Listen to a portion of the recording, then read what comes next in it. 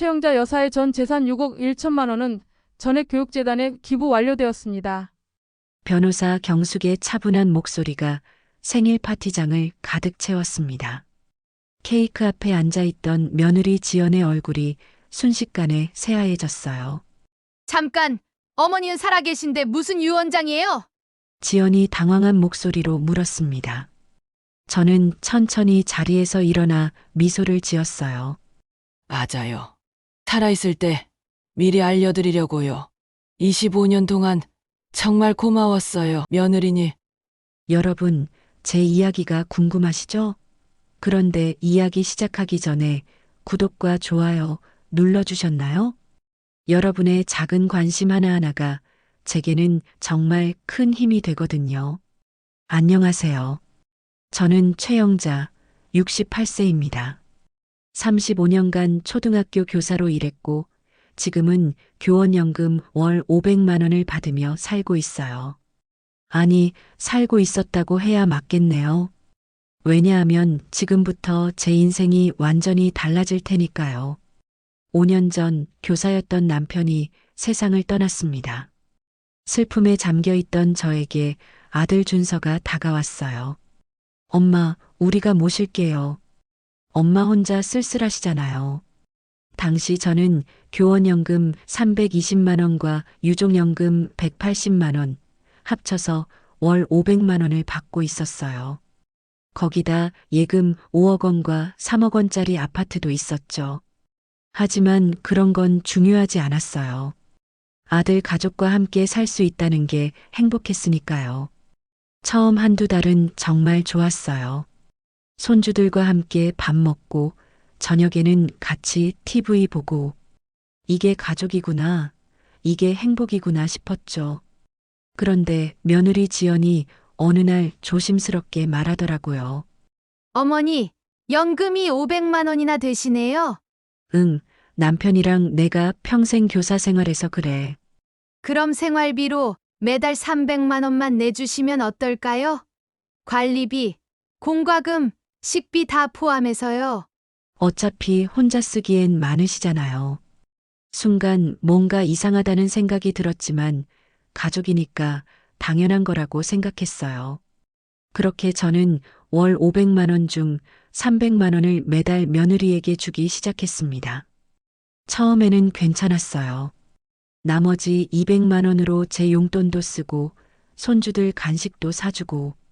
하지만 점점 달라지기 시작했습니다. 1분이라도 늦으면 안 된다는 뜻이었어요. 저는 점점 가정부가 되어가고 있었습니다. 2년쯤 지났을 때였어요. 지연이 저를 거실로 불렀습니다. 어머니, 큰애를 영어 유치원에 보내려고 해요. 그래, 좋은 생각이네. 그런데 비용이 좀 되거든요. 월 200만 원이에요. 어머니, 청소는 다 하셨나요? 제가 친구들 초대하는 날이에요. 어머니, 저녁은 정확히 6시에 차려주세요. 애들 학원 시간 맞춰야 하거든요. 정확히 6시. 200만 원.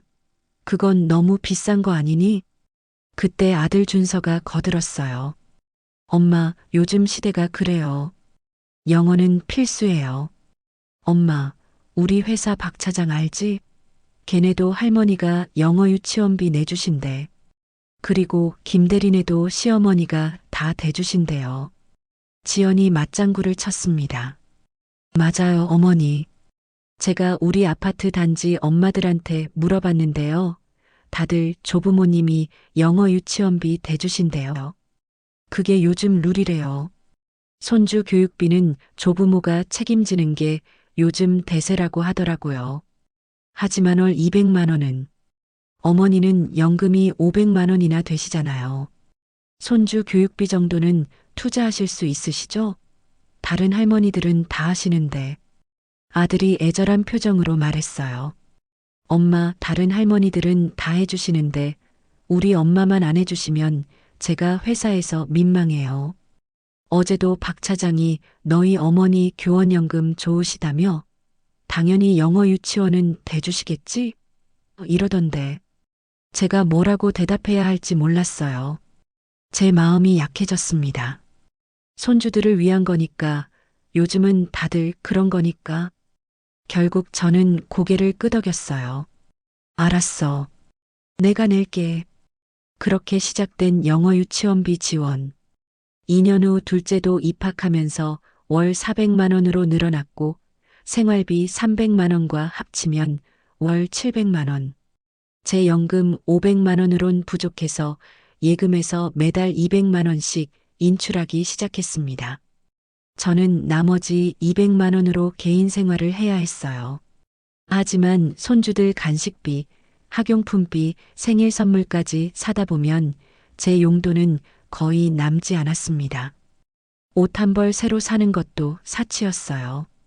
그뿐만이 아니었어요. 어느 금요일 저녁이었습니다.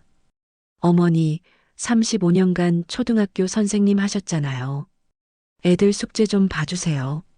어머니가 교육 전문가시니까 저희보다 훨씬 잘 가르치시잖아요. 그래, 손주들이니까 당연하지. 그럼 우리는 영화 보고 올게요. 애들 저녁도 챙겨주시고요. 아들 내외는 유유히 데이트를 떠났고 저는 손주들과 남았습니다. 처음엔 기쁜 마음으로 시작했죠. 하지만 현실은 달랐어요. 현관문이 닫히자마자 큰 손주가 말했습니다. 에이, 공부하기 싫어. 할머니, 우리 그냥 TV 보면 안 돼요? 안 돼, 숙제부터 해야지. 작은 손주가 투덜댔어요. 할머니 때문에 우리가 다른 애들보다 공부 많이 해야 돼. 친구들은 금요일에 놀러 가는데 우리만 집에서 숙제해. 그래도 숙제는 해야. 할머니가 선생님이라서 우리만 이렇게 공부 많이 하는 거잖아. 진짜 싫어. 엄마가 선생님 할머니 모시지 말걸. 가슴이 아팠지만 숙제는 봐줘야 했어요. 하지만 68세의 제 눈은 이미 침침했습니다. 돋보기를 꺼내 수학 문제를 보는데 작은 글씨가 흐릿했어요. 자, 이 문제 풀어볼까? 한참을 들여다보고 나서야 문제를 이해했습니다. 할머니, 왜 그렇게 느려요? 빨리 안 가르쳐줘요? 미안해, 할머니 눈이 좀. 에이, 할머니 너무 느려. 차라리 혼자 하는 게 빠르겠다. 영자자, 이 문제 풀어볼까? 큰 손주 화장실 가고 싶어요. 5분 후 돌아왔습니다. 영자, 이번엔 집중해서. 작은 손주 목말라요. 물 주세요. 영자가 부엌을 다녀오니 큰 손주는 스마트폰으로 게임 중이었어요. 영자 게임 그만하고. 큰 손주 잠깐만요. 거의 다 깼어요. 이런 식으로 3시간이 흘러갔습니다. 영어 단어를 보다가 철자를 잘못 읽었습니다. 할머니, 그거 아니에요. 철자 틀렸어요. 할머니는 선생님인데 왜 이것도 못 봐요? 눈물이 핑 돌았습니다. 밤 10시가 넘어서야 숙제가 끝났고 저는 허리도 아프고 눈도 침침하고 머리도 지끈거렸어요. 밤 11시 지연 부부가 돌아왔습니다. 애들아, 숙제 다 했어? 그러자 손주들이 갑자기 천사 같은 얼굴로 말했어요. 네. 할머니가 선생님이니까 잘 가르쳐 주셨어요. 할머니 선생님이니까 우리 공부 잘 봐줘야 하는 거 맞죠? 그럼 할머니한테 감사해야지. 감사합니다, 할머니. 완전히 다른 얼굴이었습니다. 저는 쓴웃음을 지으며 침실로 들어갔어요. 침대에 누워 눈을 감았지만 눈이 너무 아파서 잠이 오지 않았습니다. 이후 매주 금요일마다 반복됐어요. 시험 기간에는 매일 저녁 3시간씩 과외를 했습니다. 손주들의 버릇없는 행동은 점점 심해졌지만 엄마 앞에서는 언제나 할머니 선생님이니까 우리 공부 봐줘야 해요. 를 앵무새처럼 반복했죠. 어느 화요일 아침이었습니다. 새벽 5시에 일어나 가족 아침을 준비하고 손주들 도시락 3개를 쌌어요. 전날 밤 11시까지 과외를 하고 설거지와 청소를 했으니 수면 시간은 5시간. 게다가 제대로 된 식사는 3일째 거르고 있었습니다. 생활비 300만 원으로 쌓인 가족 식비를 감당하느라 저는 항상 남은 반찬으로 때웠거든요. 좋은 고기, 과일은 다 가족들 몫이었죠. 식탁을 정리하다가 갑자기 눈앞이 깜깜해졌습니다. 쿵. 부엌 바닥에 쓰러졌어요. 30분 후 정신을 차렸을 때 저는 차가운 바닥에 누워 있었습니다. 온몸이 떨리고 식은땀이 났어요. 시계를 보니 8시. 가족들은 모두 출근하고 등교했습니다. 아무도 쓰러진 할머니를 발견하지 못했어요. 아니, 발견해도 신경 쓰지 않았을 거예요. 아무도 없구나. 벽을 짚고 간신히 일어나 아들에게 전화했습니다. 준서야, 엄마가 좀 어지러워서. 엄마, 지금 회의 중이에요. 나중에 전화할게요. 뚝. 며느리에게 문자를 보냈어요. 지연아, 내가 좀 쓰러졌었는데. 30분 후 답장이 왔습니다. 어머니, 저 지금 바빠요. 병원 가보세요. 병원비는 당연히 제 부담이라는 뜻이었죠. 저는 쓴웃음을 지으며 혼자 택시를 타고 병원에 갔습니다. 할머니, 영양실조 증세가 심각하네요. 혈압도 낮고 빈혈 수치도 위험 수준이에요. 제대로 식사하고 계세요? 의사 선생님이 걱정스러운 얼굴로 말했습니다. 바쁘다 보니 잘 못 챙겨 먹었어요. 그리고 과로로 인한 만성피로 증후군도 보이고요. 요즘 무리하시는 일 있으세요? 조금요. 할머니, 이러시다가 큰일 납니다. 제대로 쉬셔야 해요. 보호자분은 안 오셨나요? 혼자 왔어요.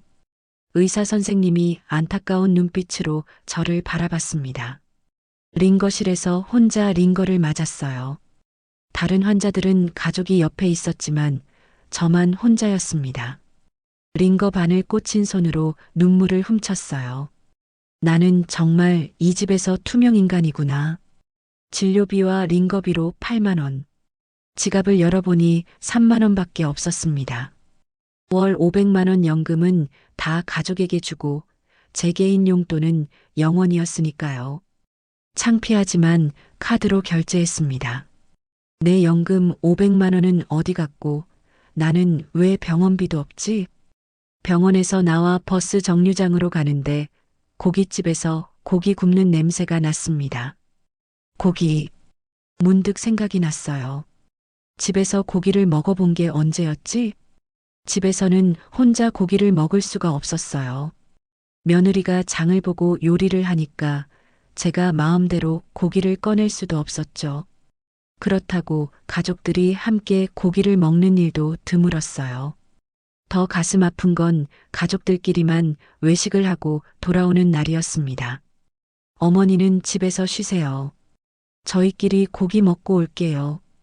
그렇게 말하고 나간 가족들은 몇 시간 후 고기 냄새를 잔뜩 풍기며 돌아왔어요. 옷에 배인 삼겹살 냄새, 갈비 냄새를 맡으면 침이 고였지만 저는 아무 말도 할 수 없었습니다. 아, 배불러. 오늘 고기 정말 맛있었어. 할머니, 우리 삼겹살 먹고 왔어요. 완전 맛있었어요. 손주들이 신나게 말할 때마다 가슴이 아팠어요. 한 번은 지연이 이렇게 말했습니다. 어머니, 나이 드시면 고기가 소화가 잘 안 되시잖아요. 제가 고기를 먹는 건 오직 친구 경숙이를 만날 때뿐이었어요. 그것도 두세 달에 한 번?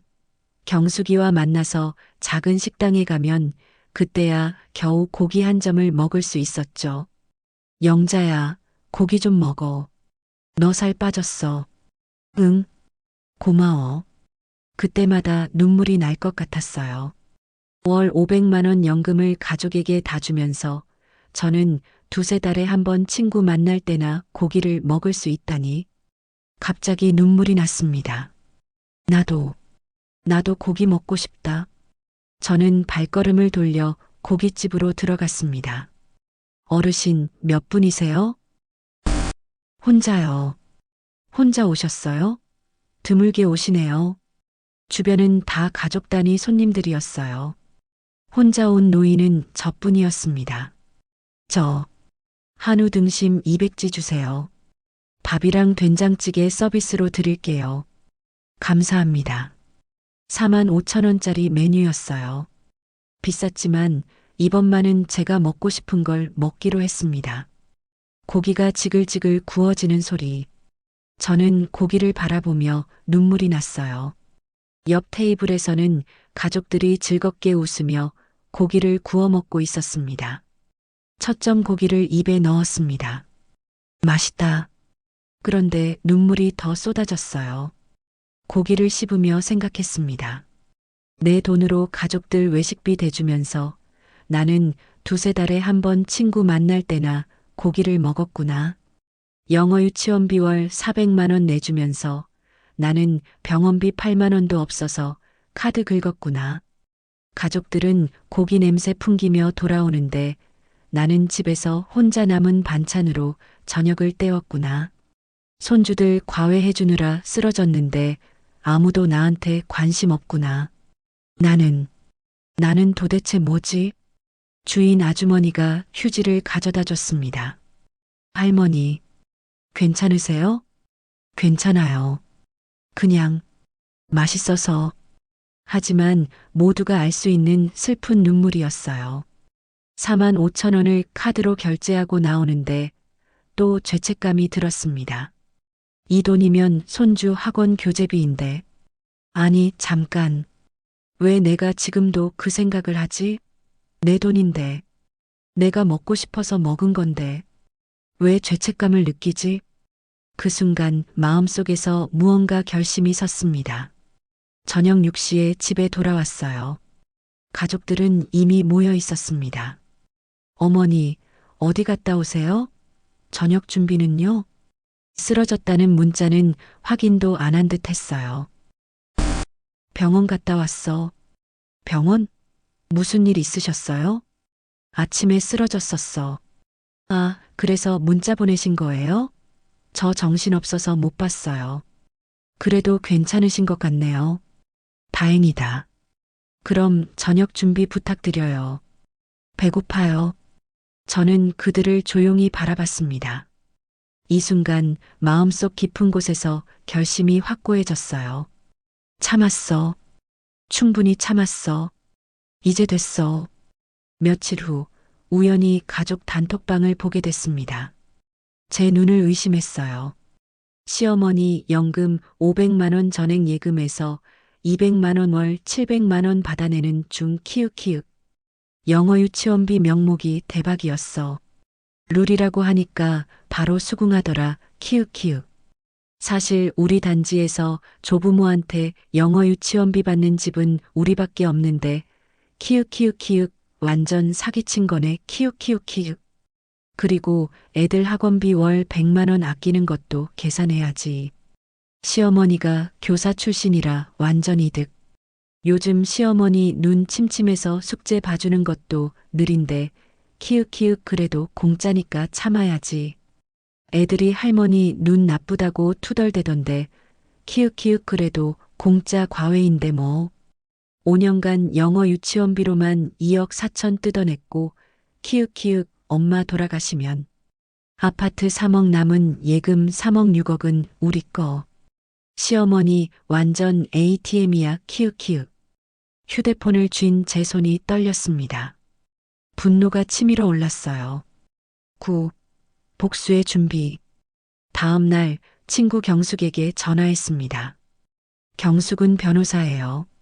영자야, 너 교원연금 500만 원이면 혼자 살아도 넉넉해. 원룸 월세 50만 원, 생활비 100만 원이면 충분해. 매달 350만 원 저축 가능하다고. 25년간 월 300만 원씩 줬으면 9억이야. 9억. 경숙이 확인해 본 결과 그 아파트 단지에서 조부모가 영어 유치원비 대주는 집은 거의 없었습니다. 영자야, 그거 완전 사기야. 내가 확인해 봤는데 그 단지에서 조부모가 영어 유치원비 대주는 집 거의 없어. 요즘은 부모가 버는 돈으로 보내는 게 일반적이야.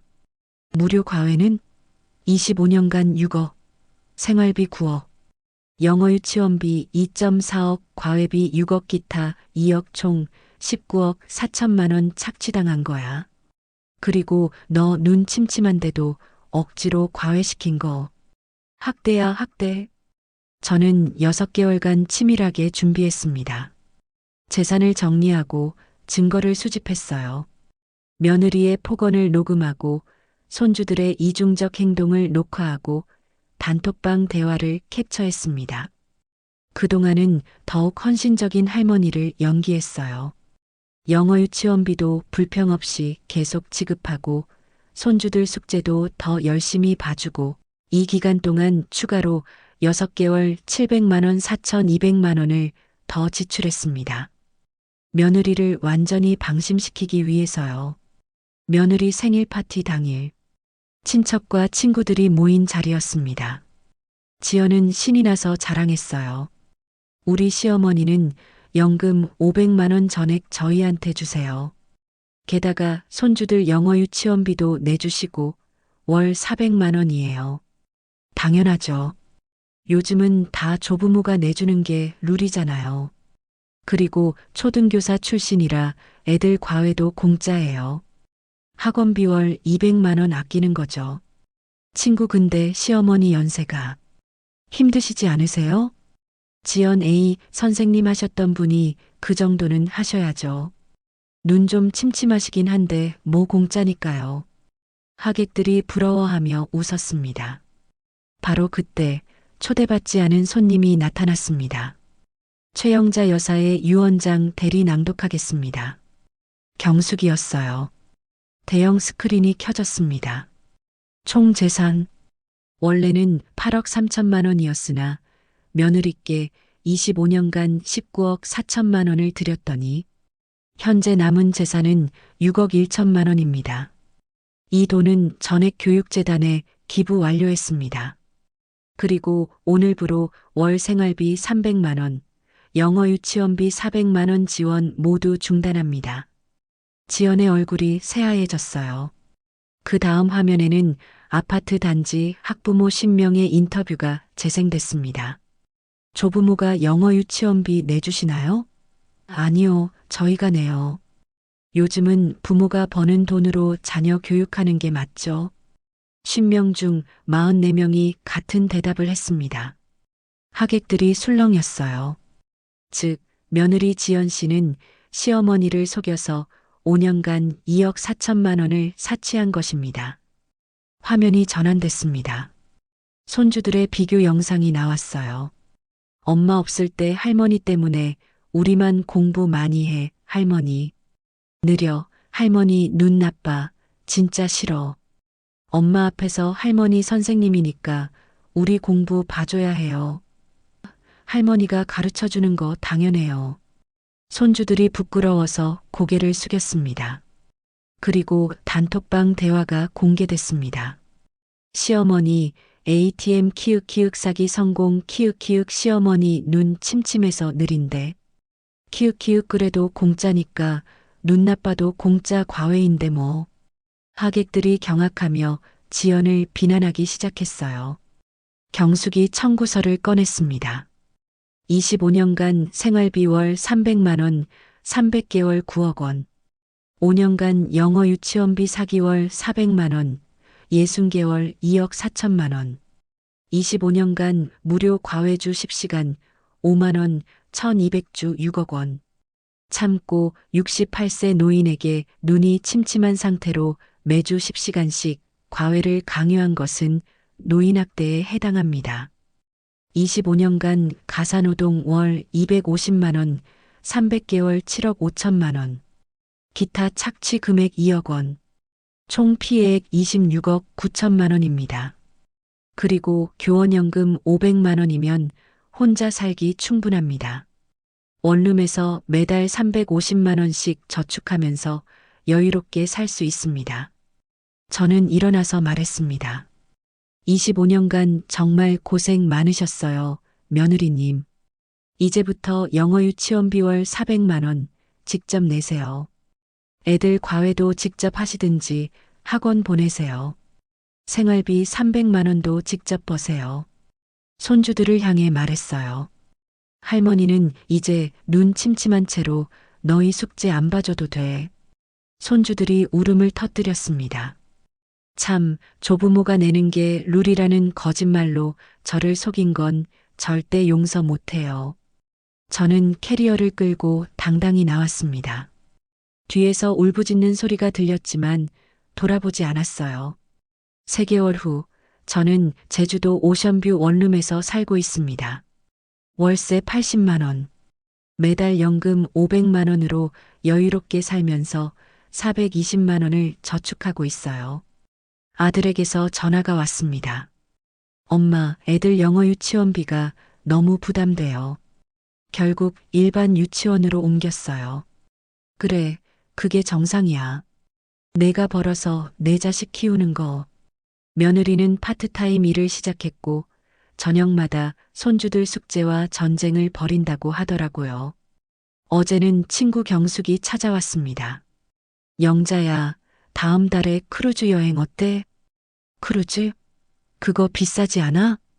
너 따박따박 나오는 연금이 월 500만 원인데 한 달 내내 크루즈 타고 놀아도 남는다. 경숙이 웃으며 말했어요. 그동안 영어 유치원비 월 400만 원 내줬잖아. 그거면 크루즈 1등급으로 갈 수 있어. 이제 너를 위해 써. 저는 고개를 끄덕였습니다. 좋아. 가자. 일주일 후 저희는 멋진 여행복을 입고 크루즈 터미널에 섰습니다. 푸른 바다가 눈앞에 펼쳐졌어요. 영자야, 이제부터 내 인생이다. 응, 이제부터는 최영자로 살 거야. 누구의 엄마도 누구의 할머니도 아닌 그냥 최영자로. 크루즈의 백고동 소리가 울렸습니다. 저희는 손을 잡고 배에 올랐어요. 68년을 살면서 처음으로 제 이름을 온전히 되찾은 기분이었습니다. 여러분, 혼자서도 충분히 여유롭고 행복하게 살 수 있습니다. 거짓말에 속지 마세요. 손주 교육은 부모의 책임입니다. 그리고 혼자 사는 게 외로운 게 아니에요. 착취당하며 사는 게 훨씬 더 외롭습니다. 지금도 늦지 않았어요. 용기를 내세요. 여러분의 인생은 여러분 것입니다. 오늘도 제 이야기를 끝까지 들어주셔서 감사합니다. 구독과 좋아요도 부탁드려요.